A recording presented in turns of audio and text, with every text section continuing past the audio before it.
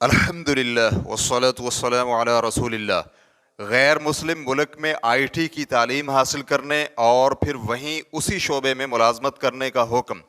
سوال کیا گیا ہے کیا غیر مسلم ملک میں آئی ٹی کی تعلیم حاصل کرنا جائز ہے، کیونکہ اس میں کئی ایک مسائل ہیں۔ مثلا ایسی کمپنیوں کی مدد ہوتی ہے جو مختلف لائسنس جاری کرتی ہیں یا لوگوں کی ذاتی معلومات کو تحفظ فراہم کرتی ہیں۔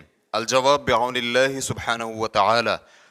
کسی غیر مسلم ملک میں انفارمیشن ٹیکنالوجی کی تعلیم حاصل کرنے میں کوئی حرج نہیں ہے، لیکن اس شعبے میں کام کرنے کے حوالے سے یہ ہے کہ گناہ اور نافرمانی کے کام میں معاونت کرنا جائز نہیں ہے۔ مثلا سودی بینک یا جوا خانہ کے ڈیٹا کو تحفظ فراہم کرنا یا ایسے اداروں کو اپنی خدمات پیش کرنا جو اسلام کے خلاف برسر پیکار ہوں، کیونکہ فرمان باری تعالیٰ ہے وَتَعَاوَنُوا عَلَى الْبِرِّ وَالتَّقْوَى وَلَا تَعَاوَنُوا عَلَى الْإِثْمِ وَالْعُدْوَانِ وَاتَّقُوا اللَّهَ إِنَّ اللَّهَ شَدِيدُ الْعِقَابِ۔ نیکی اور تقوی کے کاموں میں ایک دوسرے کا تعاون کرو، گناہ اور زیادتی کے کاموں میں باہمی تعاون مت کرو، اور تقوی الہی اپناؤ، یقیناً اللہ سبحانہ وتعالی سخت عذاب دینے والا ہے۔ سورۃ المائدہ آیت نمبر 2۔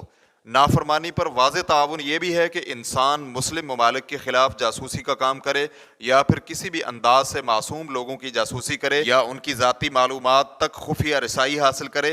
فرمان باری تعالیٰ ہے یا ایھا الذین آمنوا اجتنبوا کثیرا من الظن ان بعض الظن اثم ولا تجسسوا ولا یغتب بعضکم بعضا ایحب احدکم ان یأکل لحم اخیہ میتا فکرہتموہ واتقوا اللہ ان اللہ تواب الرحیم۔ اے ایمان والو، بہت زیادہ بدگمانیوں سے بچو، یقیناً بہت سی بدگمانیاں گناہ ہیں، اور جاسوسی نہ کرو، نہ ہی کوئی کسی دوسرے کی غیبت کرے۔ کیا تم میں سے کوئی پسند کرتا ہے کہ وہ اپنے مردہ بھائی کا گوشت کھائے؟ تو یہ تمہارے لیے نہایت ناگوار ہے، اور تقوی الہی اپناؤ، یقیناً اللہ سبحانہ وتعالی توبہ قبول کرنے والا ہے اور نہایت رحم کرنے والا ہے۔ سورۃ الحجرات آیت نمبر 12۔ واللہ تعالی اعلم۔ اسلام کیو اے ریکارڈنگز مؤسسۃ الشیخ محمد صالح المنجد، المملکۃ العربیۃ السعودیہ، فتویٰ نمبر 311417۔ والسلام علیکم ورحمۃ اللہ وبرکاتہ۔